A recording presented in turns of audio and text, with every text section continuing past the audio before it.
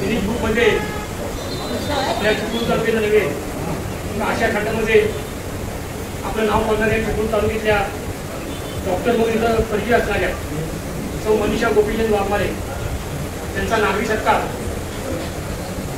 जरी आपण एका पक्षाकडे जाहीर केला असला तरी पक्षाच्या पलीकडे जाऊन आपण चिपळूणकरांच्या वतीनं नागरी सत्कार करीत आहोत। हा नागरी सत्कार त्यांनी मिळवलेल्या यशाबद्दल आणि त्यांच्या उद्यम अशा आशावादाबद्दल नवीन पिढीला काहीतरी प्रेरणा मिळाली, त्यातून नवीन पिढीला काहीतरी घेता यावं आणि एक महिला 41 वयाचं काही पराक्रम करू शकते त्याचं भविष्याच्या पुढल्या पिढीला उत्तर द्यावं म्हणून आता आपण नागरी सत्कार घेतली आहे। सांगलीमध्ये कर्मभूमी असलेली जन्मभूमी असलेली आणि कर्मभूमी आपल्या चिपळूणमध्ये केलेली एक 41 वर्षाची युवती आपल्या सहचार्याने घेऊन जोडीदाराला घेऊन अशा खंडामध्ये आपलं नाव नव्हते आणि 46 वर्षाची आणि जोडीदार मीरा वेलणकर नावाची 49 वर्षाची जोडीदार आहे। ते दोघे मिळून रँडम सायकल त्याला म्हणतात। त्या सायकलवर 42 दिवस 14 तास जवळजवळ 3812 किलोमीटर प्रवास करतात। पूर्वपासून पश्चिमपर्यंत जातात। चायना बॉर्डर ते पाकिस्तानची बॉर्डर, त्या बॉर्डरपर्यंत या दोन भगिनी कधी दिवसात 13 तास, कधी 10 तास, कधी 12 तास असा सायकल प्रवास करतात। 7 राज्यात ते गेले आणि या 7 राज्यात जाताना त्यांना काय काय अनुभव ह्यावरती ती कथन करतीलच। लहानपणापासून आपल्याला काहीतरी बनावं असं प्रत्येकाला वाटतं, पण काय बनावं हे कधी कधी प्रश्न उत्तर सुरू नाही। सामान्य म्हणून जन्माला येतो आणि नुसतं जगून निघून जातो। तसं ते एकदा तुम्ही ते लता मंगेशकरला विचारलं होतं की लता दिदी तुम्ही गायन क्षेत्रात गेलं असतं काय झालं असतं, तर लता दिदीने एक सुंदर उत्तर दिलं होतं, गायन क्षेत्रात मी कुठल्याही क्षेत्रात गेले असते तरी मी लता मंगेशकरच झाले असते।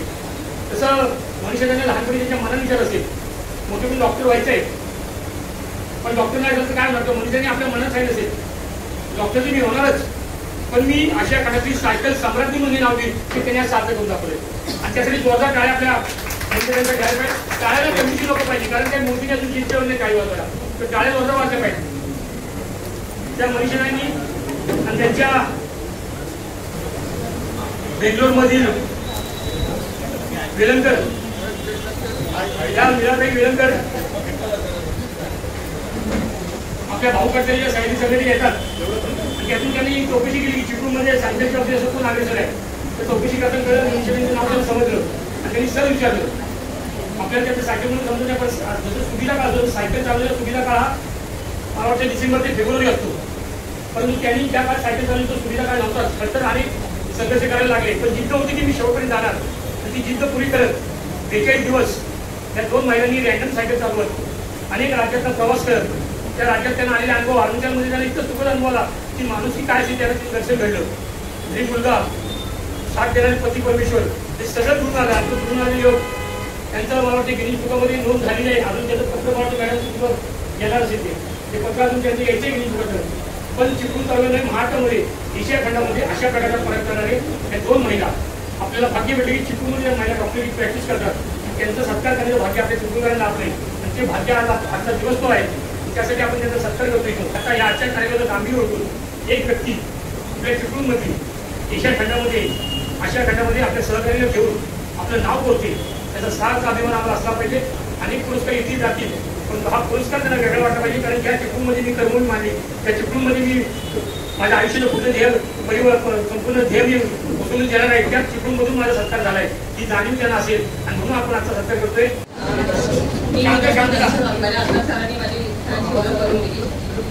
पण त्याच्या पलीकडे सुद्धा जाऊन काही गोष्टी मला तुम्हाला सांगायचे डायरेक्ट सुरुवातच करते।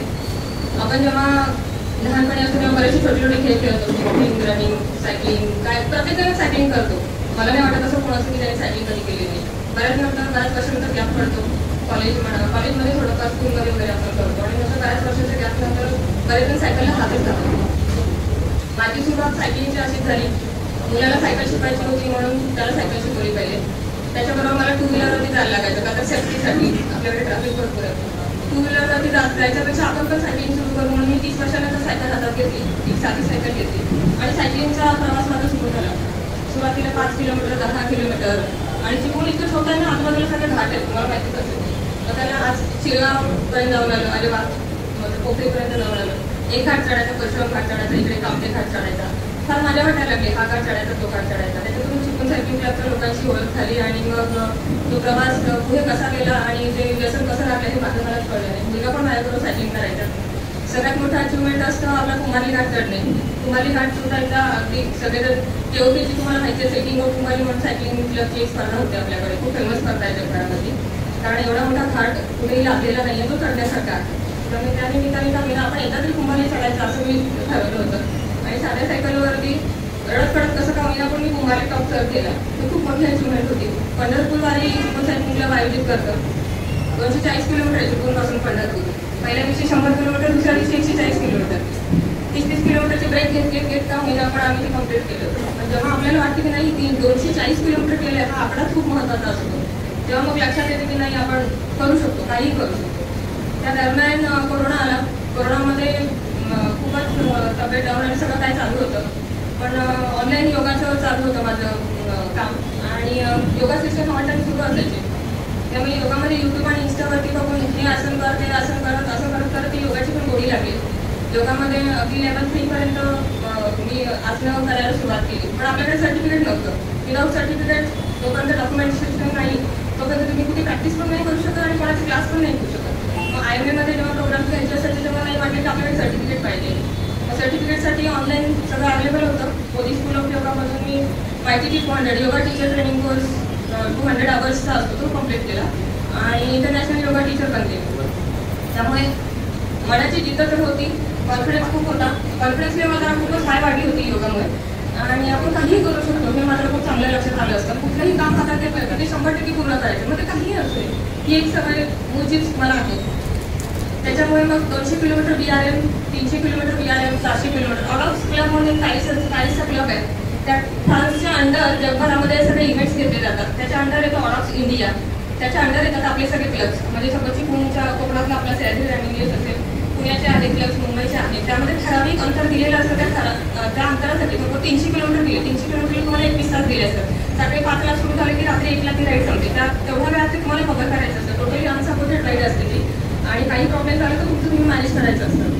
असं 2च महिन्यात 2023ला मी 200, 300, 400 आणि 600 किलोमीटरची राईड कम्प्लीट केली आणि बॅक टू बॅक 1000 किलोमीटरची राईड लागली होती. ती 1000 किलोमीटरची राईड पण कम्प्लीट केली. जेव्हा तुम्ही 200, 300, 400, 600 करता तेव्हा एकदा SRचं टायटल मिळतं तुम्हाला. SR म्हणजे सुपर रँडोमियर. हे पहिलं SRचं टायटल मला मिळालं.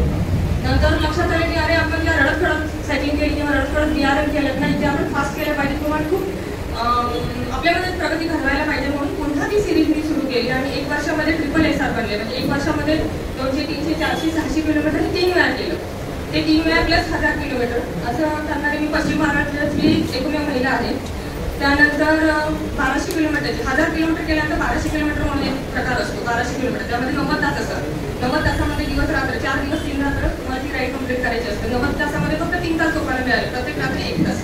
बाकी अदरवाईज तुम्हाला रात्रभर सुद्धा सायकलिंग करावी लागते. पहिले 600-700 किलोमीटर तुम्ही इझिली जाता, नंतर मग पूर्ण वाट लागते, झोप कंट्रोल होत नाही आणि खूप अडचणींचा सामना करत तुम्हाला ते कम्प्लीट करावं लागतं. पण 1200 सुद्धा आपली छान कम्प्लीट झाली.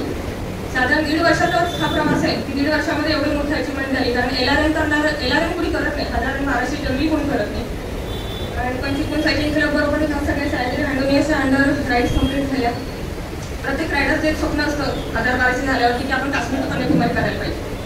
आणि नक्की ती संधी मला मिळाली.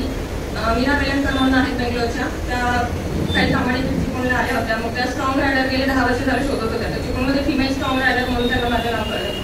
त्यांनी मला विचारले की तू काश्मीर टू कन्याकुमारी माझ्याकडे करशील का? म्हणजे ठीक आहे करू, पण वेगळ्या सायकलवरती, टँडम सायकलवरती. टँडम सायकल डबल सायकल असते, मी सांगते तुम्हाला कशी असते ती. म्हणून आम्ही काश्मीर टू हे 1200 किलोमीटर BRM फिनिश केली. आणि काश्मीरवरती अटॅक झाला. काश्मीरचा अटॅक झाल्यानंतर आम्ही टोटली प्लॅन चेंज केला. त्यासाठी गिनीज बुक ऑफ वर्ल्ड रेकॉर्डला ऑलरेडी आम्ही अप्लाय केलं होतं. 21 दिवसासाठी ॲप्लिकेशन द्यायला लागतं. सगळं तुमचा जर्नी, तुम्ही राईड्स किती केल्या, तुम्ही प्रॅक्टिस किती केली, सिम्युलेशन राईड म्हणतो आपण त्याला, त्याचा डाटा सगळा वरती प्रोव्हाइड करायला लागतो ऑनलाईन. तो डाटा सगळा प्रोव्हाइड करून झाला होता, पैसे भरून झाले होते. त्यामुळे आम्ही राईड काय अबॅन्डन करू शकलो नाही. आम्ही रूट चेंज केला, east to west, Arunachal to Gujarat, Kibithoo to Koteshwar असे एंड पॉईंट आहेत त्यामध्ये. किबितो म्हणजे अरुणाचल इंडियाचं पूर्वेकडचं पहिलं गाव किबितो. ते टोटली आर्मीच्या अंडर आहे आणि ITBP Indo Tibetan border police त्यांच्या अंडर आहे. तर ही टँडम सायकल आहे. जनरली अंध लोकांसाठी ही सायकल आहे. डबल सायकल आहे ही. या सायकलमध्ये पुढे जो हँडल आहे तो पुढचा जो रायडर असतो तो मेनली हँडल कंट्रोल करतो, बाईक कंट्रोल करतो. आणि मागचा जो रायडर असतो, माझा जो बसतो तो मेनली पॉवर लागतो. 70% पॉवर मागून ट्रान्समिट केली जाते. पुढच्याचं मेनली हाताचं काम असतं आणि मागच्याचं पायाचं काम असतं. तर अरुणाचल प्रदेशला आम्ही सुरुवात केली. 15 मे आमची डेट ठरली होती. स्टार्टिंग लाईनलाच पोहोचायला आम्हाला 10 दिवस लागले. कारण चिपळूण टू बेंगलोर मॅडमकडे, बेंगलोरवरनं चेन्नई. इंडियामध्ये कोणी सायकल तयार करत नाही. चेन्नईला एका मेकॅनिकने सायकल तयार केली होती. ती सायकल घेऊन आम्ही तिनसुकिया आसामला गेलो. आसामवरून बाय रोड 3 दिवस वरती टिबितोला पोहोचायला. आर्मीची हेल्प मिळाली म्हणून आम्ही खूप ट्राय केला, पण मिळाली नाही. का तर युद्धजनक परिस्थिती होती. पण नशीब एवढं भारी होतं की आम्हाला टिबितो आणि काहो हे 2 प्लेसेस आहेत असे पॅरलेल आहेत. काहोला आम्हाला होमस्टे मिळाला नाही, राहायची जागा मिळाली नाही, म्हणून आम्ही डॉंगला थांबलो. डॉंग हे गाव असं आहे अरुणाचल की जिथे सूर्याची पहिली किरणं पडतात भारतामध्ये. मग त्यांच्या कॉन्टॅक्ट थ्रू टिबितोला आम्ही पोहोचलो आदल्या दिवशी. आणि तिथे एक डॉक्टर राम सर म्हणून आहेत आर्मीचे, त्यांनी आम्हाला थोडीशी मदत केली. आर्मीमध्ये आम्ही राहायची सोय केली. ऑफिसर्स मेसमध्ये डिनर प्रोव्हाइड केला ITBPने. आणि मस्तपैकी फ्लॅग ऑफ मिळाला. आर्मी आणि ITBPकडून फ्लॅग ऑफ मिळणं ही खूप मोठी गोष्ट आहे. जनरली कोणाला मिळत नाही फ्लॅग ऑफ. आर्मीकडनं फ्लॅग ऑफ मिळतं, तिथं तुमची एनर्जी लेवल हाय होते आणि तिथं तुमचा कॉन्फिडन्स बूस्ट होतो. हे ईस्ट टू वेस्ट मुवमेंट आहे. हे काहो गाव आहे, पूर्वेकडचं पहिलं गाव डॉंग आहे. आणि आर्मीची बऱ्यापैकी आम्हाला मदत मिळाली. हे अरुणाचल प्रदेश टिबितो, तिथून आम्ही स्टार्ट केलं. लोकल व्हिलेजर्स, तिथून आम्हाला चायनाचे बंकर्स आणि इंडो चायना जे मीट होतात तिथे शांतीसाठी, ते आम्हाला तिथून त्यांनी खरंच दाखवले की नाही बघा आम्ही इथे असं करतो आणि खरंच शांतीचं वातावरण होतं तिथं. हे जे आहे ते जंगी 6 इंडो तिबेटियन बॉर्डर पोलीस, त्यांच्या ऑफिसर्स मेसमध्ये त्यांनी आम्हाला डिनर प्रोव्हाइड केलं. खूप मोठी गोष्ट होती. ऑफिसर्स मेसमध्ये डिनर जनरली खूप हाय कॉन्ट्रॅक्ट असल्याशिवाय मिळत नाही, पण आम्ही लकी होतो की आम्हाला ते डिनर मिळालं. जंगी 6 रायडर्स, हे टिबितो गाव जिथून आम्ही स्टार्ट केलं. आणि हा आमचा स्टार्टिंग पॉईंट होता जिथे आम्ही स्टार्ट केलं राईड. तुम्ही वरती GPS लोकेशन बघत असाल, चायनाचं लोकेशन आहे वरती कोपऱ्यामध्ये व्हाईट छोटे छोटे दिसतात ते चायनाचं लोकेशन पकडतं. त्यामुळे सगळे सेन्सर तुमचे जाम होतात. जे आमचे सायकलवरती लावलेले असतात ते सेन्सर जाम होतात. ब्राऊन ह्याच्यामध्ये आहे ते, ग्रीनमध्ये आहे ते ITBP आणि आर्मी, त्यांच्याकडून फ्लॅग ऑफ मिळाला आम्हाला. तिथून खाली वलाउंडला आलो. वलाउंडला पण आर्मीच्या लोकांनी नाश्ता आणि चहा प्रोव्हाइड केला. तिथे जे मेन ब्रिगेडियर होते ते खास आम्हाला भेटायला येते. जनरली कोणाला भेटत नाही, पण अशा 2 लेडीज निघाल्या ज्या दोन्ही पण मॉम्स आहेत आणि वयाने एवढ्या मोठ्या आहेत, तरी सुद्धा असं काहीतरी करायला निघाल्या. त्यामुळे खूप आश्चर्य वाटलं आणि त्यांनी आम्हाला त्यांच्या आर्मीचे टॅक्स असतात ते गिफ्ट दिला. अरुणाचल असं आहे की त्या ॲक्च्युली आमचा सीझन खूप चुकला होता. त्या मे हा सीझन नाही आहे. सायकलिस्ट जी एवढी मोठी लॉंग राईड करतात ते जनरली डिसेंबर जानेवारी फेब्रुवारी पण नाही, फेब्रुवारीमध्ये ऊन असतं. नोव्हेंबर डिसेंबर जानेवारी या सीझनमध्ये करतात. पण माझी प्रॅक्टिस बिझी असते आणि जनरली मेमध्ये मला काम कमी असतं, मुलाला सुट्टी होती. म्हणून मी मॅडमला म्हटलं वर्षातला एकच महिना तो मी तुमच्यासाठी देऊ शकते. 1 महिना 30 दिवस मी काढू शकते फक्त मेमध्ये. मे सोडून मी वर्षातला कुठलाही महिना तुमच्यासाठी देऊ शकत नाही, कारण पेशंट सांगतात सर्विससाठी. म्हणून आम्ही ऑल सीझन चूज केला. ॲक्च्युली अरुणाचल आणि आसामचा हा पावसाळा आहे. एप्रिल मे खूप पाऊस होतो तिकडे. आम्ही त्याच्या आधीच तिथे जवळजवळ 1-1.5 महिना रस्ता टोटली बंद होता. आणि पावसाळा असल्यामुळे सकाळी पहाटे 4ला उजाडतं आणि संध्याकाळी 4ला मावळतं. त्यामुळे जिथे जिथे मावळायला सुरुवात होईल, अंधार व्हायला सुरुवात होईल, पाऊस सुरू झालाय. आता पुढे काही गाव नाही. 30-40 किलोमीटरवरती पुढे गाव नसायचं, वस्ती नसायची आणि लोंढी रस्ते. साईडने डोंगर आणि बाजूला ती लोंढी रिव्हर वाहते. तुम्हाला माहिती असेल अरुणाचल तर कधी बघायला मिळालं तर. आणि त्या लोंढी प्लेसेसमध्ये आम्ही विलेजर्सना रिक्वेस्ट करायचो आणि अशी राहायची सोय करायचो. बांबूचे हट्स आहेत, बांबूची घरं आहेत त्या लोकल विलेजर्सना. त्यांना रिक्वेस्ट करून त्यांच्या घरामध्ये आम्ही 2 दिवस राहिलो. 2 दिवस म्हणजे 2 रात्र काढली राईडची. अरुणाचल जे 5 दिवस होते त्यापैकी 2 दिवस आम्ही तर ह्यांच्या विश्मी म्हणतात त्याला. आणि रस्त्याने असे गवेरेडे फिरत असायचे, त्याला मिथून म्हणतात हायवेजवरती.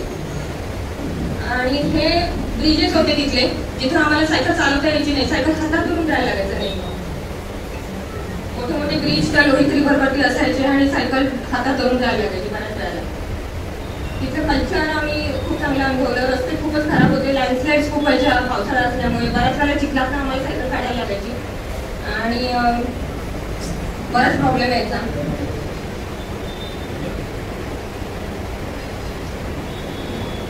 अरुणाचलचं टरेन पूर्ण रोलिंग टरेन आहे. म्हणजे रोजचं आम्हाला 40 किलोमीटरला सुद्धा 1000चं इलेव्हेशन असायचं. म्हणजे 1000चा चढ चढायला लागायचा. म्हणजे सपोज तुम्ही 40 किलोमीटर जर सायकल चालवली तर ते 30 किलोमीटर आम्ही चढत चढायचो. उताराला मजा यायची. उताराला सायकल फास्टमध्ये जाते ॲक्च्युली, पण उताराला ती मजा घेता यायची नाही, कारण शेजारी दरी असायची. चुकून जरी ब्रेक लागला नाही, ब्रेक लागायचे नाही सायकलचे, ब्रेक लागला नाही तर चालू तुम्ही ठरेल. त्यामुळे उताराला सुद्धा जिथे ॲक्टिव्ह टर्न्स असायचे तिथे आम्ही सायकल हातात धरूनच बऱ्यापैकी जायचो. पूर्ण रोलिंग करायला होता. अरुणाचलचा पाऊस आणि चिखल यामधील दिवस गेले बरेचसे. एखादा पूर्ण हँडलचा स्क्रू लूज झाला तर हँडल पूर्ण वाकडं जातं, म्हणजे वर असतं. नशीब मॅडमचं ते लक्षात आलं आणि मग ते स्क्रू वगैरे टाईट करून आम्ही ते हँडल सगळं केलं. विशेष म्हणजे ही टोटली अनसपोर्टेड राईड होती. आमच्या मागे गाडी, क्रू, गाडीमधले व्हेकल किंवा कोणीही सपोर्ट सिस्टीम नव्हती. टोटल जे आमचं वापरायचं सामान होतं ते सुद्धा सायकलवर लोड केलं होतं. त्यामुळे सायकलचं वजन 22 किलो, वरचं सामान 7-8 किलोचं, असं मिळून 30-1 किलोची सायकल झाली असेल ती. आणि 2 रायडर्सचा सिंक्रो लागतो. तुम्ही आपल्याला वाटेल तसं कसं पण नाही चालवता येणार. पुढच्याचा आणि मागच्याचा सिंक्रो मॅच व्हायला लागतो, तरच ती सायकल पुढे जाते. अदरवाईज एक पॉवर लावतो, दुसरा पॉवर लावत नाही म्हटलं की एकाला जड जातं. एकाचीच पॉवर वापरून काही उपयोग नाही. आणि प्लस अनोन रायडर बरोबर तुम्ही जेव्हा अशी राईड करता तेव्हा खूपच ऍडजस्ट करायला लागतं. मॅडम माझ्यासाठी टोटली अनोन होत्या आणि 7-8 वेळा आम्ही सायकल मॅडम बेंगलोरमध्ये इथं आल्या राईडसाठी, तेव्हा 7-8 वेळाच आम्ही पेट्रोल सोडे आम्ही राईड केली असेल. अनोन रायडर बरोबर राईड करणं it's like arrange marriage. Arrange marriage म्हणजे ऍडजस्टमेंट शिवाय पर्याय नाही. बऱ्याच वेळेला असं धबधब्यातनं आम्हाला सायकल काढायला लागायची. चिखल हा असा लँडस्लाईड खूप व्हायच्या. आमच्या समोर बऱ्याच वेळेला लँडस्लाईड झाली होती, दगडं पडायची, आम्ही तिथून पटकन दिसतो. 2 वेळा तर सायकलवर पडलो आम्ही या चिखलामध्ये. ही अशी पायाची अवस्था व्हायची. 8 दिवस सलग पावसामध्ये भिजलेले पाय, शूज ओले, सॉक्स ओले, सगळं भिजलेलं असायचं. काही वाळायचं नाही, त्यामुळे पायाला असे कोणी लिटरली चढायचे नाही, थोडं फुटायचे. पण तरी सुद्धा कॅन्डिड बीची पावडर लाव, ड्राय कर, गरम कर. आणि तरी सुद्धा दिवस आम्ही स्पेअर नव्हते केले. दिवस रोजची आम्ही ह्याच्यावरती सुद्धा 104 किलोमीटर दुसऱ्या दिवशी राईड केली होती. आणि अरुणाचल क्रॉस करून 5 दिवसांनी आम्ही आसाममध्ये एंट्री केली. आसामला सगळ्यात मोठी भीती होती की हायवेजमधून तुम्ही जाता तेव्हा एलिफंट क्रॉसिंग असतं, हत्ती फिरत असतात तिकडे ह्याच्यावरून रोडवरून. जागोजागी तुम्हाला चिखलाचे मळे बघायला मिळतील आणि बऱ्याच ठिकाणी वाईल्ड लाईफ बघायला मिळतं आसाममध्ये. काझीरंगा तिथं कल्चर म्हणजे नुसतं आम्ही राईड नव्हतो करत, ऍक्च्युली कल्चर पण आम्ही एन्जॉय केलं, तिथं फूड पण एन्जॉय केलं. मॅगी शिवाय तर अरुणाचलमध्ये आय थिंक काही मिळत नव्हतं आणि जे काही मिळायचं ते चपाती पण कुठे मिळत नाही किंवा रोटी कुठे मिळत नाही, फक्त डाळ आणि भातच मिळतो एकदम प्लेन. कारण तिथे मसाले वापरले जात नाही, त्यामुळे खाण्यापिण्याची खूप हाल व्हायची तिकडे. हे टोटली असं आहे. नंतर जेव्हा अरुणाचल जेव्हा मला खाली आलं तेव्हा सायकलने त्रास द्यायला सुरुवात केला, कारण चिखलातनं आणि त्याच्यामध्ये सायकल जाऊन धके खाऊन सायकलची कामं निघायला लागली. चेन कनेक्टिंग चेन असते ती तुटायला लागली. शेवटी आम्ही घोडागाडीला जी चेन लावतात त्याची जाडी चेन लावली होती का ती निसटू नये म्हणून. सारखी चेन पडायची, मग थांबवायची, चेन लावायची. पंक्चर झाले तर स्वतःच्या सुद्धा पंक्चर काढायचं. पंक्चर किट आमच्याकडे टोटली होती, आम्ही स्वतः पंक्चर काढायचो. मेकॅनिकल फेल्युअर जे काय असेल ते आम्ही मॅनेज करायचो बऱ्यापैकी, unless and until it is major. त्यानंतर ॲज युजल एलिफंट्स तुम्हाला दिसतातच रस्त्यावरती कुठेही जा. आणि आम्ही एवढे लकी होते की काझीरंगाच्या फॉरेस्टमध्ये 30 किलोमीटरचा फॉरेस्ट एरिया आम्हाला क्रॉस करायचा होता आणि मॅडमला खूप भीती होती, कारण हे सगळे रायनो रोडवरती येतात. काझीरंगाचं फॉरेस्ट खूपच डेंजर, एलिफंट्स रायनो हे सगळे रोडवरती येतात.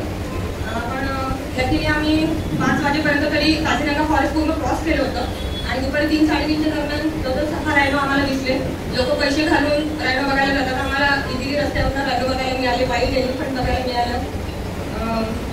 लोकल फूड आणि हे जे आहे ते तिकडचं न्यूट्रिशन आहे, त्यामध्ये आम्ही क्रॅम्प सॉल्ट म्हणजे क्रॅम्प्स येऊ नये, मसल क्रॅम्प येऊ नये म्हणून सॉल्ट्स यूज करतो. पाण्यामध्ये टाकून ते पितो, प्रोटीन पावडर पित होतो, जंगली फ्रूट्स वरती राहतो.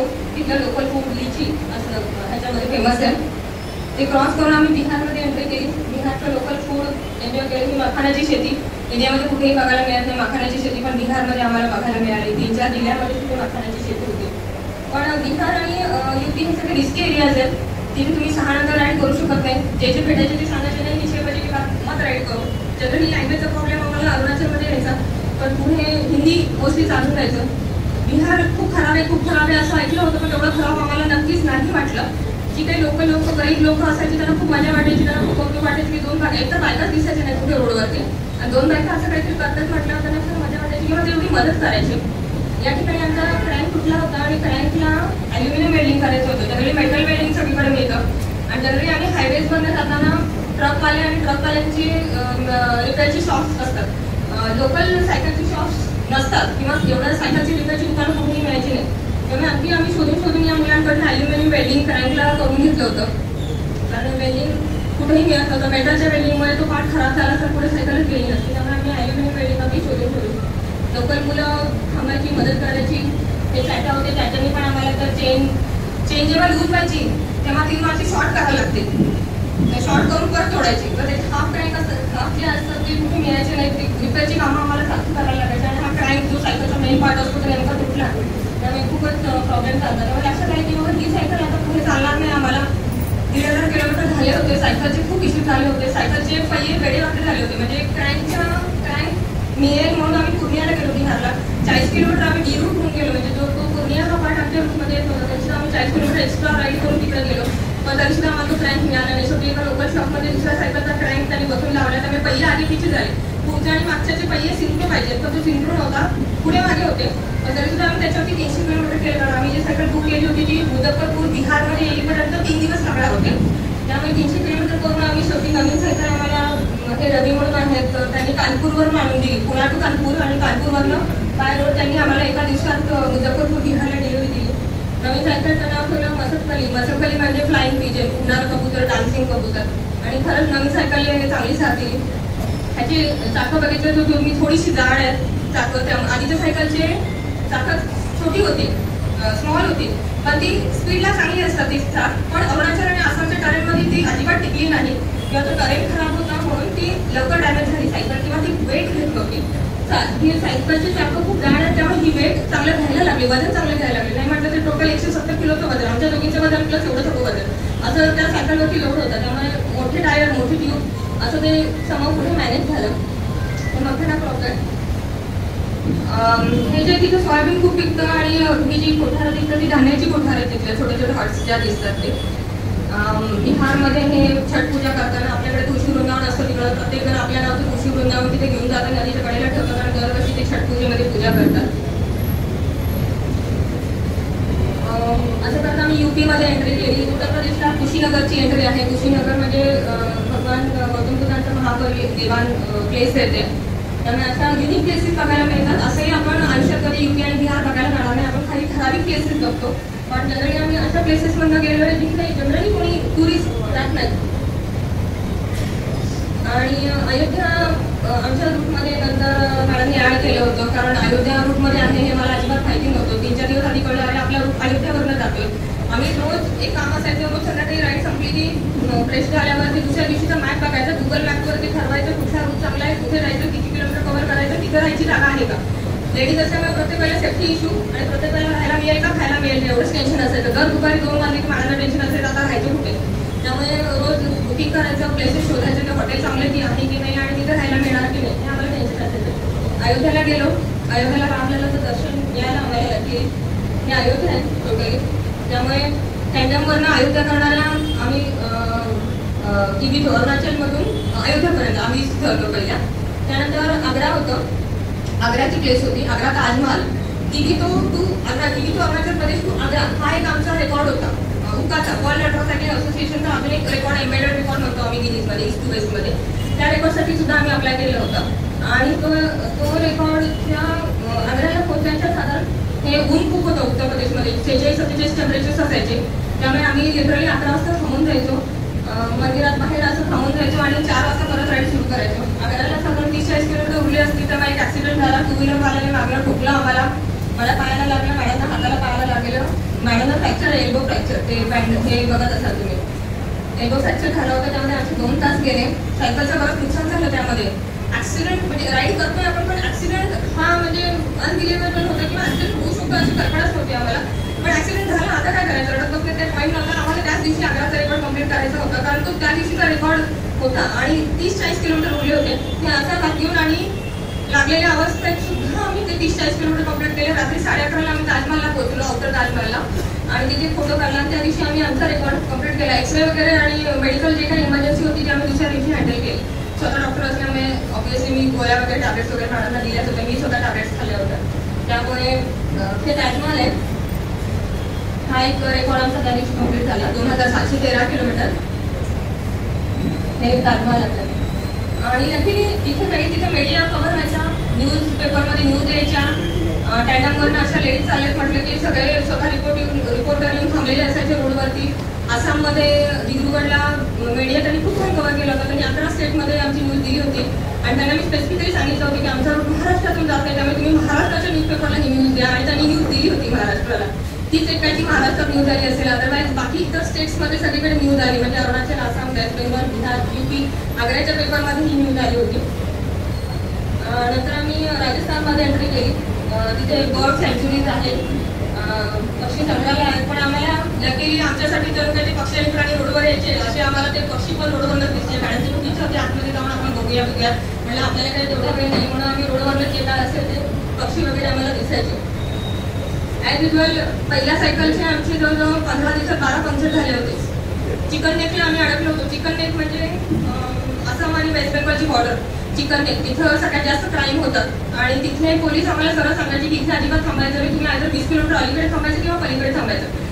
सायकलच्या प्रॉब्लेममुळे सारखेच पंक्चर व्हायचे आणि 4 अधिक पंक्चर व्हायचं. आता ती सायकल एवढी मोठी घेऊन जायचं म्हटलं की मग आम्ही चाक काढायचो, चाक हातात घेऊन पुढे 30 किलोमीटर बसने जायचो, हॉटेलमध्ये राहायचो. 30 किलोमीटर दुसऱ्या दिवशी पंक्चर काढून 30 किलोमीटर परत मागे यायचं, परत राईड स्टार्ट करायची. आता रूल एक असा आहे की जिथे तुम्ही राईड स्टॉप केले तिथे तुमचा स्ट्रावा बंद करा. स्ट्रावा म्हणून ॲप असतो त्याच्यामध्ये आपण रेकॉर्डिंग करतो सायकलचं स्पीड आणि ते सगळं कळतं. त्यामध्ये 30 किलोमीटर झाले, किती टाइम झाला, रिलॅक्स टाइम किती, हे सगळं कळतं. स्ट्रावा तिथे आम्ही स्टॉप करायचो, परत राईड सुरू करायचो. हे रोजचं चालू होतं. सर 3 दिवस असे प्रॉब्लेम्स होते आमचे ह्याला चिकन नेकला. त्यामुळे आणि नंतर मग नवीन सायकलचं वाटलं की तरी साधेल, पण नवीन सायकलचं ट्रेक सुरू झालं होतं. पंक्चर त्या उन्हामुळे, उत्तर प्रदेशच्या उन्हामुळे ट्रॅक चिटकून बसायचं. रिमला ते निघायचंच नाही 2-2 तास. म्हणजे लिटरली त्या मेकॅनिकला पण निघायचं नाही. ते ट्रक ड्रायव्हर लोक रस्त्याकडे जनरली ट्रक ड्रायव्हरचे शॉप्स असतात ते पण ट्राय करायचे, ते पण निघायचं नाही. कुठून तरी माणसं बनवून आणायची, मग ते 2 तासांनी ते ट्रॅक निघायचं, म्हणजे टायर निघायचं, मग ट्यूब चेंज करायची आणि ते पंक्चर काढायचं. असं आमचा प्रकार चालू होता. रोडवरती ह्याचे ट्रकच्या वायर आणि तारा खूप असतात पडलेल्या, आपल्या जनरली लक्षात येत नाही. आणि सायकल म्हटली की आपण कडेनेच चालवणार, त्यामुळे हे प्रॉब्लेम नेहमी व्हायचे. नवीन सायकलचे सुद्धा 4-5 पंक्चर झाले.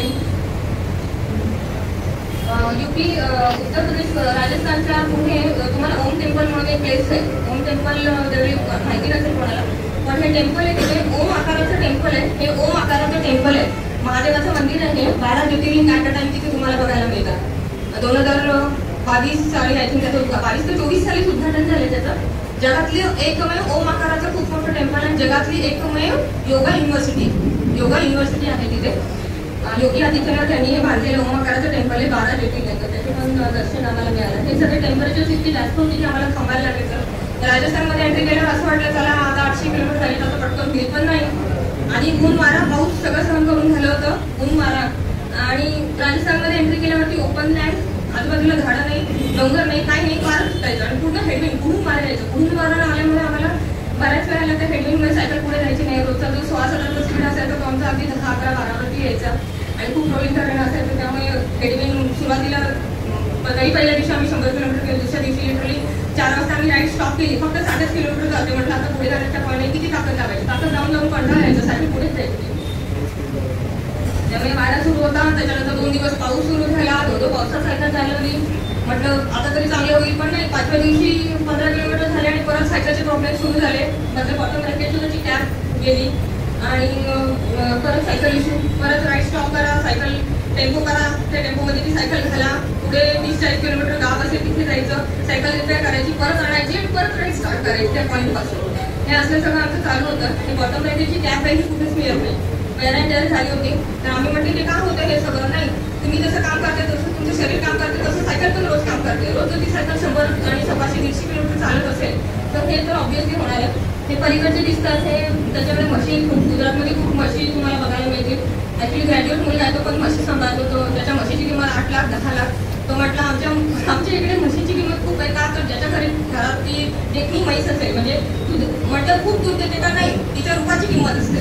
ती जेवढी सुंदर तेवढं ती म्हैस जास्त अमाऊंटला विकली जाते. त्यामुळे त्याच्याकडे जवळ 12-15 म्हशी होतात. त्याने मला त्यांच्या सगळ्या म्हशींच्या नावासकट व्हिडिओ पण पाठवले होते इन्स्टावरती पोस्ट करायला. बऱ्याच ठिकाणी आम्ही जेव्हा राईड करायचो तेव्हा इन्स्टा फेसबुकमध्ये आमचं कव्हर व्हायचं बऱ्यापैकी. ते आमचे इंटरव्ह्यूज घ्यायचे, आम्ही त्यांचे इंटरव्ह्यूज घ्यायचो. त्यामुळे ऑल ओव्हर देशभरामध्ये आणि आउट ऑफ इंडिया सुद्धा बऱ्याच जणांना माहीत होतं. हे मॅन्डेटरी बर्ड्स आणि ही नीलगाय आहे, बघायला मिळत नाही कधी. आणि इथे त्या प्लेसला आम्ही जेवण तिथे कधी मिळत नाही, म्हणून लिटरली आम्ही ते रिक्वेस्ट करून सकाळी चपाती बांधून घ्यायचो त्याच्याकडे की आम्हाला ॲटलीस्ट चपात्या तरी द्या, लोणच्याची बॉटल घेतली. किंवा कोणी हॉटेल्स वगैरे काही मिळत नाही, तुम्हाला खायला मिळत नाही काय. त्यामुळे रस्त्याच्या कडेला बसून आम्ही चपाती लोणचं खायचो जे मिळेल ते. हे भोंगा म्हणून प्लेस आहे. ॲक्च्युली हे गुजरातमध्ये रण ऑफ कच्छमध्ये तुम्हाला हे असे हॉट्स बघायला मिळतात. तिथे टुरिस्ट लोक खूप येतात, पण त्यांचा पण सीझन डिसेंबर, जानेवारी, फेब्रुवारी हा सीझन आहे. आमचा आवड सीझन असल्यामुळे लकी आम्हाला ते मिळालं आणि हे रणॉफकटचे दोन्ही बाजूला ही समुद्रासारखी दिसतात ती ऍक्च्युली मिठागर आहे. मीठ आहे दोन्ही बाजूला, मधून जाणारा हा काळा रोड आहे आपला डांबरी रोड मस्तपैकी. आणि ती मिठागर अशी आहे की तुमचं आकाश आणि ते मिठागर कुठे संपतं ते तुम्हाला कळत नाही, म्हणून याला म्हणतात road to heaven. Road to heaven असं बोलतात त्याला.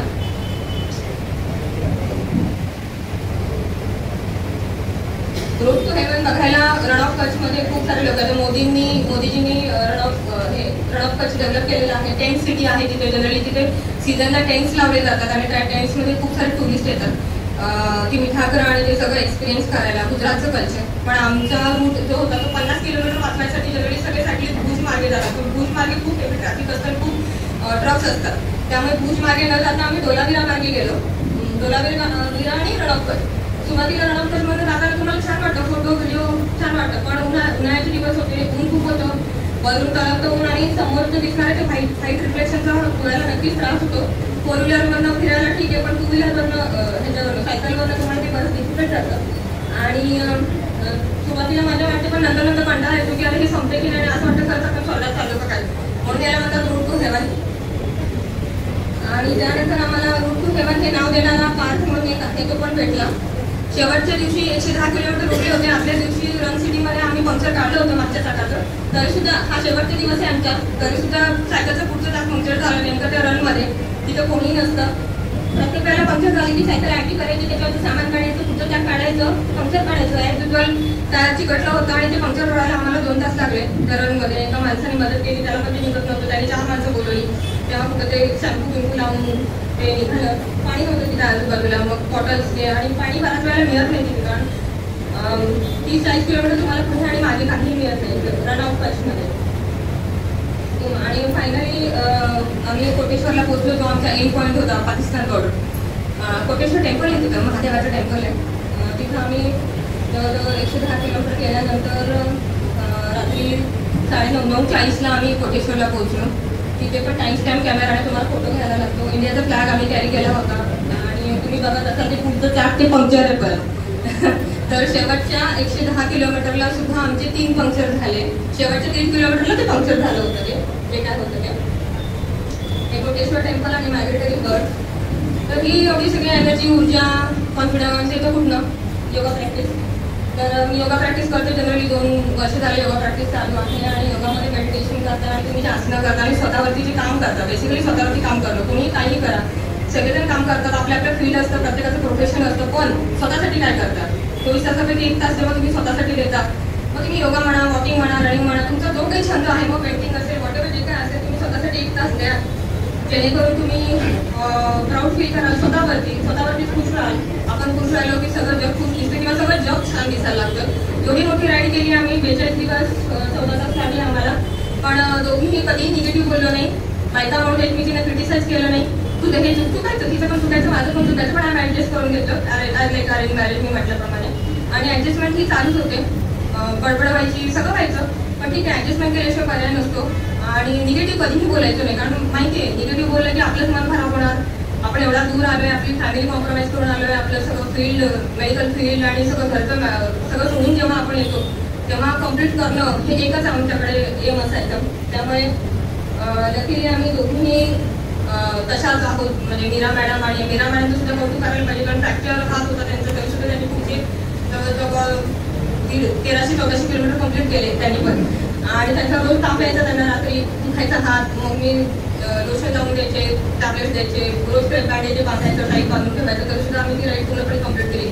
निगेटिव्ह आम्ही कधी बोललो नाही एकमेकींबद्दल, किंवा निगेटिव्ह विचार केला नाही किंवा आपण आता सोडून घेऊ किंवा असं कधी मनात विचार आला नाही. आणि फायनली जर तुम्ही गुगल सर्च केलं, गुगल सर्च जरी केलं तरी 2 वुमन ऑन टँडम असं तरी मिळालं तरी तुम्हाला आमची नावं दिसतील. खूप मोठी अचिव्हमेंट होती ही आमच्यासाठी दोघींसाठी. मॅडमचं खूप मोठं स्वप्न होतं की 10 वर्ष झाला एक तर फिमेल रायडर शोधत होते, आणि लकीली फिमेल रायडर मी आहे, त्यांनी मला चूज केलं. त्यामुळे मी पण त्यांच्या मनापासून आभार मानते की बाबा मॅडमनी मला चूज केलं एवढ्या सगळ्या रायडर्समध्ये. आणि मला ही राईड करायला मिळाली. जेवढी मोठी संधी जनरली कोणाला मिळत नाही. संधी मिळतात, प्रत्येकाला संधी मिळतात, काही ना काही तरी संधी मिळतात. संधी मिळाली की संधी ॲक्सेप्ट करणं, त्याच्यावरती काम करणं, पहिले ग्रॅप करणं, संधी घेणं, ग्रॅप करणं, त्याच्यावरती काम करणं, हार्डवर्क करणं आणि ते एंडपर्यंत पोहोचवणं, हेच आपल्या हातात असतं. बाकी देव सगळ्यांना संधी देतो, असं नाही की संधी कोणाला मिळत नाही. ती पटकन ऍक्सेप्ट करणं आणि त्याच्यावरती काम करणं हे पण महत्त्वाचं आहे. कारण ऑपॉर्च्युनिटी ही मला मिळाली, पटकन ऍक्सेप्ट केली आणि पटकन इम्प्लिमेंट पण केली. म्हणजे 1 वर्ष जर थांबलो आम्ही, राईड कॅन्सल करायचा पण एकदा विचार मनात आला, कारण काश्मीरवरती अटॅक झाला. बरेच जण म्हटलं तुम्ही कॅन्सल करून टाका, कशाला जातात, पण नाही म्हटलं. आता आपलं सगळं जुळून आलंय, पुढे कदाचित तुझी हेल्थ इश्यूज, माझी हेल्थ इश्यूज, फॅमिली प्रॉब्लेम्स काही जर आले तर आपल्याला करता येणार नाही. मला मेन आणि पर्याय नव्हता. म्हणजे पुढचा मी मग मुलाची 10वी आणि ते सगळं होतं, म्हटलं नाही जमणार.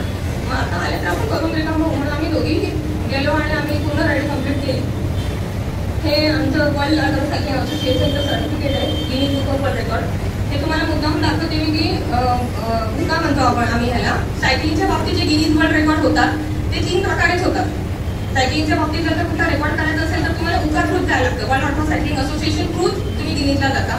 त्याच्यामध्ये 3 इव्हेंट्स आहेत. व्हर्टिकल काश्मीर टू कन्याकुमारी, त्याला K2 K1 म्हणतात. हॉरिझॉन्टल म्हणजे east to waste K2 K2 म्हणतात. आणि एक गोल्डन क्वाड्रिलॅटरल म्हणजे 6000 किलोमीटरचं, वरचं दिल्ली, मुंबई, तुमचं खाली चेन्नई आणि कोलकाता, असं भारताला असं सर्कल मारायचं. हे 3 प्रकार आहेत त्यामध्ये.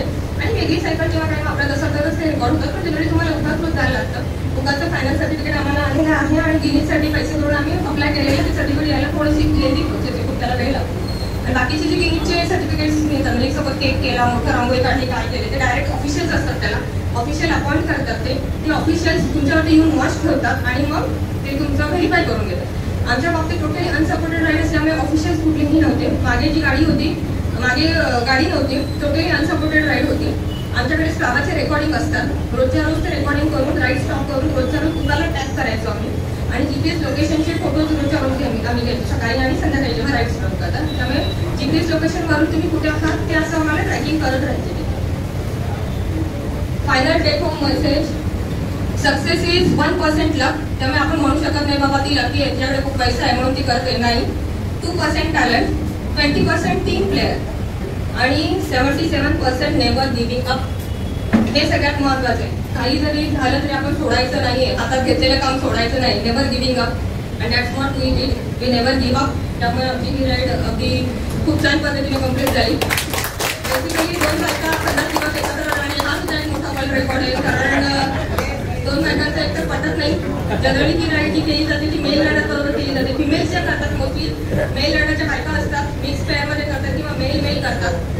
पण 50 दिवस एकत्र राहणं, एकमेकांना टॉलरेट करणं आणि ते सगळी गोष्टी मनाचा मोठेपणा पण लागतो आणि ऍडजस्टमेंट करण्याची तुमच्याकडे पर्याय नसतो. तुम्हाला गोल तुमचा अचीव करायचं असेल तर यू हॅव टू ऍडजस्ट. आणि ती ऍडजस्टमेंट केल्याशिवाय तुम्ही कुठेही गोल तुमच्या लाईफमध्ये अचीव करू शकत नाही. ठीक आहे, इथे मला बोलवल्याबद्दल आणि हे खूप छान प्रेझेंटेशन. मला खूप सांगायचं होतं की नेमकं मी काय केलंय, कारण एवढं मोठं केलंय पण ते लोकांपर्यंत जर पोहोचलं नाही तर कळणारच नाही. नुसतं गिनीज बुक ऑफ वर्ल्ड रेकॉर्डचा दाखवून काही उपयोग नाहीये. ते दाखवायचं ह्याच्यासाठी की बाबा नेमकं काय झालंय. खूप प्रॉब्लेम्स यायचे, ऊन, मारा, पाऊस. अगदी पावसात धोधो भिजत आम्ही 100 किलोमीटर राईड करायचो, वाऱ्यामध्ये राईड करायचो. ऊन तर प्रचंड होतं, प्रचंड वेट लॉस झाला होता. सुरुवातीला जी ताकद असते ती नंतर शेवटी पुरत नाही. म्हणजे सुरुवातीला तुमचे 1,500-2,000 किलोमीटरपर्यंत तुमची शरीराची ताकद पुरते. नंतर ते रोजचंच रुटीन नको वाटायला लागतं. पेशन्स आपला संपतो आणि मग शरीर पण साथ द्यायचं थोडंसं थांबतं आणि खायला मिळायचं नाही. बेसिकली सगळ्यात मोठा प्रॉब्लेम की आपल्याला हवं ती फूड मिळत नाही. चपाती कुठेही नाही, भाकरीचं दुसरी भात, डाळ भात एवढंच. आणि ते काही पौष्टिक अन्न नाहीये. रोजचे 3,000 कॅलरीज जर बर्न होत असतील तर तुम्हाला मिनिमम 1,000-1,500 तरी मिळायला पाहिजे. ते आपण मिळायचे नाही. त्यामुळे वेट लॉस प्रचंड झाला होता आणि टॅनिंग आणि शरीराचे सगळे प्रॉब्लेम्स हळूहळू सुरू झाले होते. पण ठीक आहे, आम्ही गिव्ह अप केलं नाही आणि आमची ही राईड कम्प्लीट केली. नाही तर बऱ्याच वेळेला टँडम सायकल एक तर चालवायला खूप जड असते. बरेच लोक राईड सुरू करतात आणि राईड लिटरली सोडून जातात. शाफिंग आणि ह्या प्रॉब्लेम्समुळे. कारण नाही जमत, तो सिंक्रोनिटी स्लो चालते. 15-16च्या स्पीडने सायकल चालते. त्यामुळे बऱ्याच जणांना ती आवडत नाही. आणि तशी मी फास्ट रायडर आहे, म्हणजे रोडीची जी चालवते त्यांना आम्हाला 21 आणि मॅडम वुमन्स पॉवर आणि ही रत्नागिरी जिल्ह्यातून आणि आपल्या चिपळूण तालुक्यातून जी आहे, त्यामुळे मॅडम तुमचं पण खूप खूप हे अभिनंदन. आणि आता मला असं वाटतं की आपल्या म्हणजे मराठी महिला म्हणजे डायरेक्ट बोलूची आणि कोकणातल्या महिला ज्या लेवलला आता पुढे जात आहेत ते म्हणजे खूपच. कारण का मॅडम एवढं म्हणजे डॉक्टरी प्रोफेशन आणि ह्या सगळ्या गोष्टी तुम्ही हँडल करून तुम्ही एवढ्या चांगल्या रीतीने हे सायकलिंग हे पॉसिबल अजिबातच नाहीये. पण ज्या प्रकारे तुम्ही प्रूव्ह केलेलं आहे ते म्हणजे खरंच खूप कौतुकास्पद आहे. आणि आता म्हणजे आता सायकलिंगचं पण आता एक आपण एक म्हणजे लोक सायकलिंग करतात पण काय लेवलला करतात ह्याचं मॅडम एक प्रेझेंटेशन आमच्याकडे देखील एक ठेवावं, एक वुमन्स कार्यक्रम ठेवून अजून तुमच्यासारख्या इन्स्पायरिंग महिला डॉक्टर तुम्ही आहातच इन्स्पायरिंग डॉक्टर, पण अजून सायकलिस्ट पण अजून तयार व्हावे, फिटनेस कडे व्हावं, तर त्या दृष्टीने आपण नक्कीच वाटचाल करू. आणि खूप खूप आभार मला इकडे बोलवल्याबद्दल. आणि आता नवीन सत्कार समारंभ घेतात, आपलेच लोक खूप जास्त कौतुक करतात, त्यामुळे मला खूप बरं वाटतंय. काही लोक आले त्यामुळे मला रजा घ्यायला लागते, त्यामुळे खूप खूप थँक्यू. तर म्हणजे मॅडम आपल्या बातम्या छापून आल्या, आपण ग्रीन ब्रिज वर्ल्ड रेकॉर्ड केलं आणि या रेकॉर्डची जी बातमी आली ते आम्हाला सगळ्यांना खऱ्या अर्थानं अभिमान वाटला. खरं तर काही कारणास्तव आम्ही तुमचा सत्कार करायचं या अगोदरच ठरवलं होतं, पण मध्ये काही गोष्टीमुळे तो लांबणीवर पडला, त्यामुळे व्यक्तिशः आम्ही कोणी तुम्हाला येऊन त्यावेळी भेटलो नाही. पण हे डोक्यात होतं की अशा पद्धतीचा सत्कार आपण केला पाहिजे. कारण आज ज्या यावेळेला आपण जो प्रवास केला आहे, आपण जे उद्दिष्ट गाठले, खरोखर त्याची क्लिप ज्यावेळी बघितली त्यावेळी लक्षात येतं की हे काम काही सोपं काम नव्हतं. आज खऱ्या अर्थानं समाजाला एखादी गोष्ट दाखवायची असेल तर या गोष्टी दाखवल्या पाहिजेत. कारण मगाशीच शिरीष भाऊनी सांगितलं त्याप्रमाणे एखाद्या तरुणाची किंवा एका तरुणीची एखादी आत्महत्या किंवा एखाद्या पद्धतीनं तो आत्महत्या करून जीवन संपवतो, त्यावेळी लक्षात येते की काही छोट्या छोट्या गोष्टीमुळे माणसं किती नाउमेद होतात. पण हा एक प्रवास आहे, पण हा प्रवास मधल्या ह्या अडचणी ज्या बघितल्या तर एक लक्षात येतं की या अडचणी सुद्धा किती मोठ्या आहेत. आणि या अडचणी फेस करणाऱ्या महिलांनी कुठलाही आधार पाठीशी नसताना एक महाराष्ट्राची आमची महिला, एक कर्नाटकची आमची महिला, ह्या दोन महिला एवढं मोठं काम करतात. त्यामुळे तुम्ही जे म्हटलात की मनात आणलं तर अशक्य काही नाही.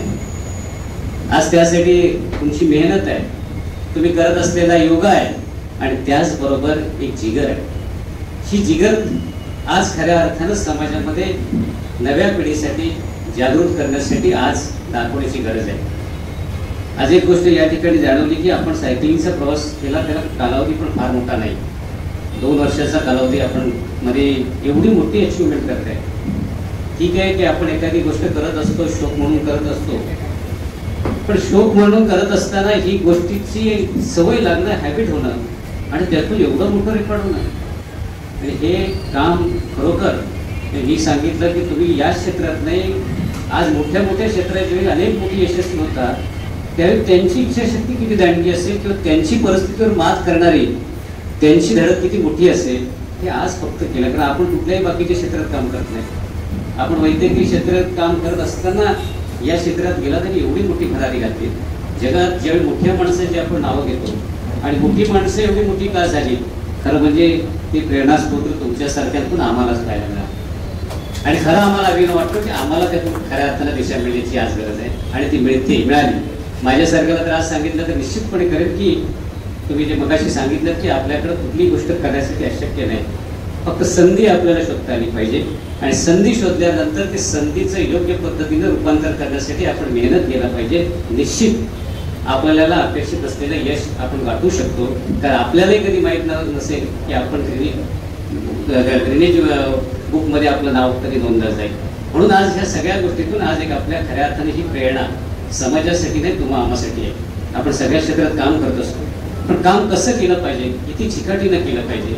आज पूर्वेकडून सुरू केलेला प्रवास चायनाच्या बॉर्डरवरून सुरू होतो आणि पाकिस्तानच्या बॉर्डरपर्यंत जाऊन थांबतो. अनेक पूर्वेकडचे प्रदेश मी जाऊन बघितलेले आहेत. आज त्यांनी काही गोष्टी सांगितल्या, पण अशा कित्येक गोष्टी असतील की त्यांना प्रवास करताना आज त्या तुमच्यासमोर शेअर करू शकत असतील.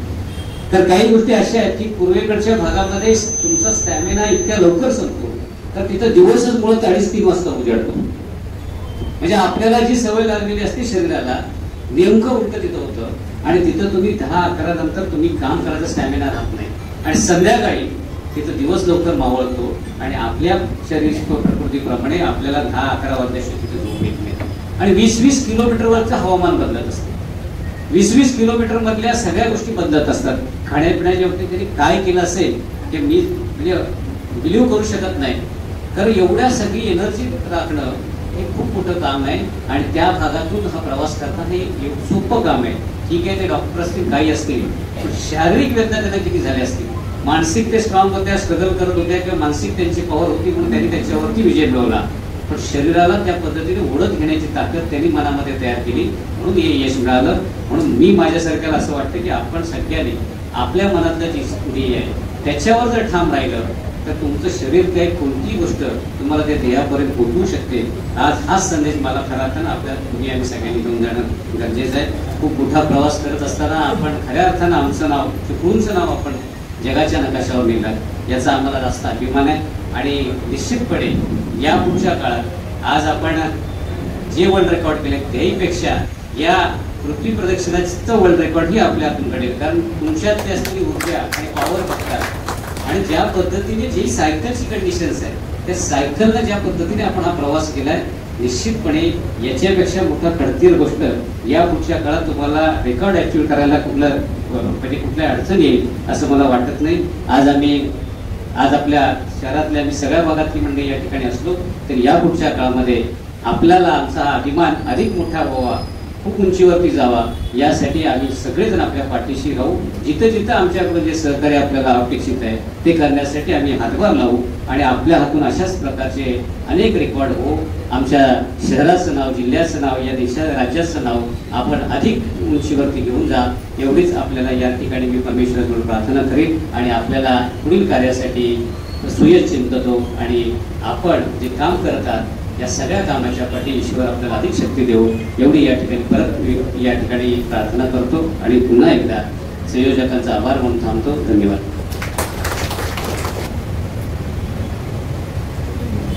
आत्ताच ही सगळी व्हिडिओ टेप आपण पाहिली आणि मनीषा वाघमारेंनी जे आपलं मनोगत या ठिकाणी व्यक्त केलं ते बघितल्यानंतर कुणाच्या तरी कुठून मनात आला असेल की आपण देखील अशा पद्धतीचा पराक्रम करावा. त्यांच्या मनातल्या सगळ्या आशा त्यांच्या घरातील बाजूला गेल्या एवढं परिश्रम करणं मलाही एवढी कल्पना नव्हती की बा अशा पद्धतीने सगळ्या गोष्टीवर मात करून त्यांनी हा संकल्प पूर्ण केला. आणि मग थोडंसं लक्षात येतं की एखाद्याला यश संपादन केल्यानंतर आपण त्याला त्या ठिकाणी त्यांनी चांगली कामगिरी केली म्हणून आपल्यासमोर लावली. पण तिथपर्यंत पोहोचण्यासाठी त्याच्या मागचे जे त्याचे परिश्रम आणि कष्ट आहे हे तुम्ही आम्ही त्या ठिकाणी लक्षात घेत नाही. तर प्रवीण देशमुखला माहिती आहे की मुंबईच्या बांद्र्याच्या MIG क्लबच्या ठिकाणी सचिन तेंडुलकर ज्याला सराव करायचा तो सकाळी 11 वाजता त्या मैदानावर आला तो संध्याकाळी 5, 5:30, 6 वाजेपर्यंत त्या मैदानावर सातत्यानं सराव करत असतो. मिल्खा सिंग सारखा चांगला धावपटू ज्याला निर्माण होतो त्यांनी धावण्यासाठी काय प्रकारचं कष्ट केले हा त्याचा पिक्चर पाहिल्यानंतर तुमच्या आमच्या लक्षामध्ये येतो. महिलांमध्ये PT उषासारखी धावपटू ज्याला आपलं यश संपादन करतो त्याला तिने काय कष्ट केले हे कष्ट तुमच्या आमच्या आणि म्हणून मनामध्ये एक प्रकारची जिद्द असल्यानंतर माणूस काय करू शकतो याचं प्रत्यंतर मनीषा वाघमारेंच्या माध्यमातून चिपळूणकरांच्या समोर आलं. नाहीतर सत्कार होता, सत्कार करतात, परंतु सत्कार कुणाचा करतोय याला देखील तेवढंच महत्व आहे. सत्कारामध्ये आपण काय त्याला देतोय यापेक्षा त्याच्या मागच्या भावना काय आहे त्या भावना अत्यंत महत्वाच्या आहेत. आणि म्हणून ज्याला एखादा विद्यार्थी एखाद्या गोष्टीमध्ये अत्यंत चांगल्या प्रकारचं यश संपादन करतो तिथे शाळेतले अनेक सहकारी भेटतात, त्याला तिथे मित्र भेटतात, मैत्री भेटतात, ते वारंवार रस्त्यावरून येताना त्यांचा अभिनंदन करत असतात. पण ज्या वेळेला तो विद्यार्थी आपल्या घरी येतो आणि घरी आपल्या आईला त्या ठिकाणी आपलं यश मिळालेलं यश सांगतो त्याला साहजिकच त्या आईचा हात मांडणीवरच्या साखरेच्या डब्याकडे दाखवून तो डबा हातामध्ये घेते आणि त्याची चमचाभर साखर त्या मुलाच्या हातावर ठेवते.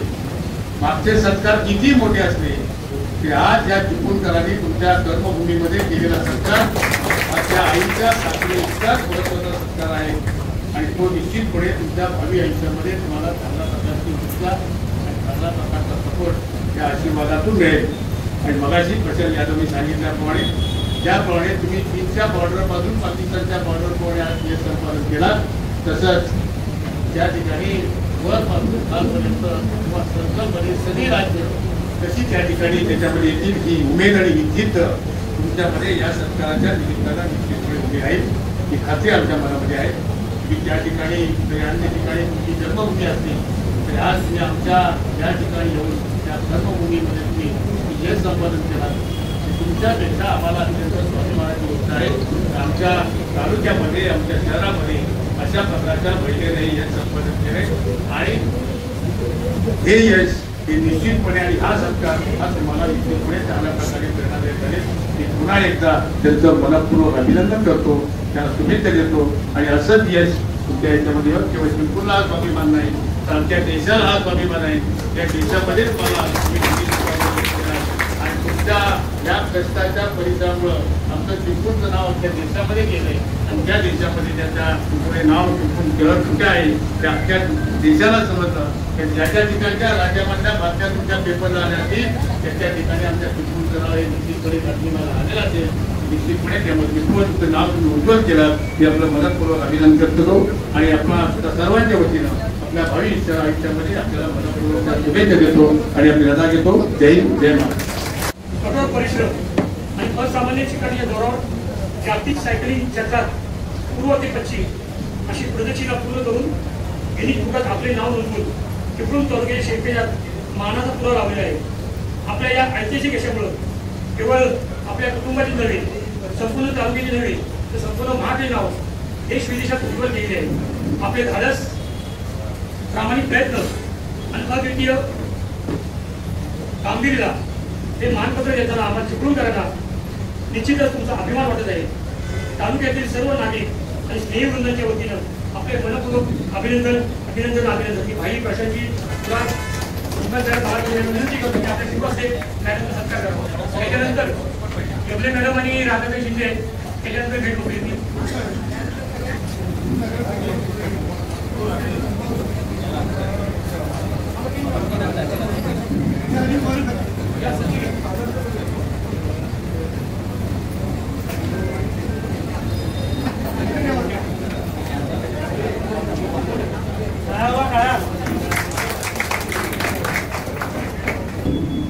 एका सायकल सम्राज्ञीच्या सत्काराला आपण सगळे जमलो त्या इतिहासाची साक्षीदार आपण झालेलो आहोत.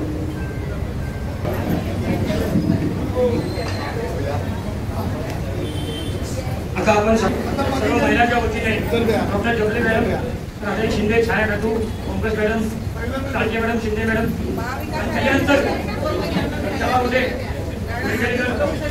सर्व महिला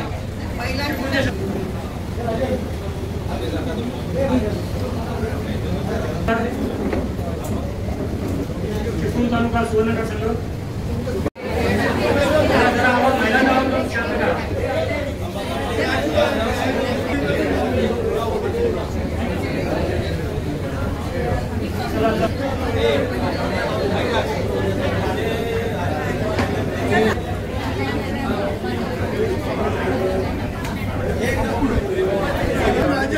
शिवसेना राजे केडेकर, मनोज शिंदे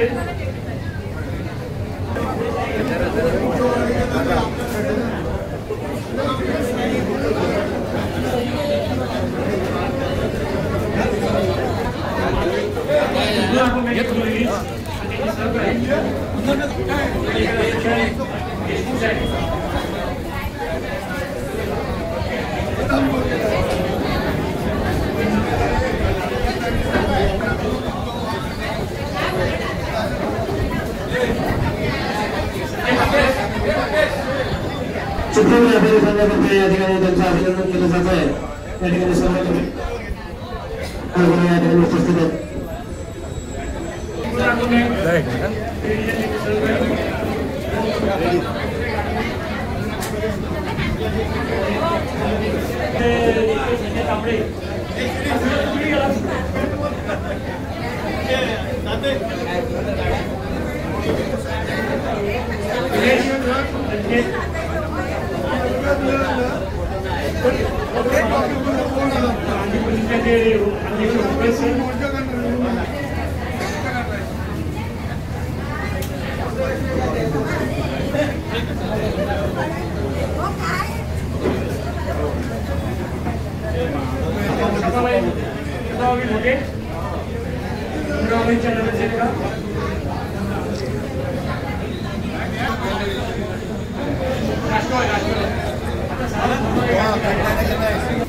व्यापारी आणि आकार अध्यक्ष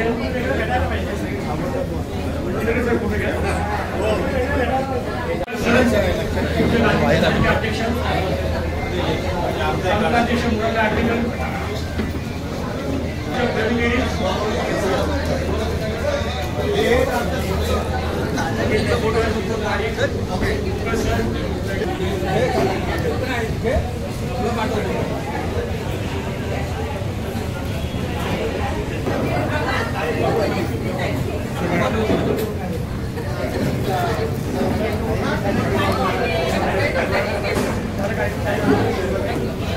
एक मिनिट इकडे बघा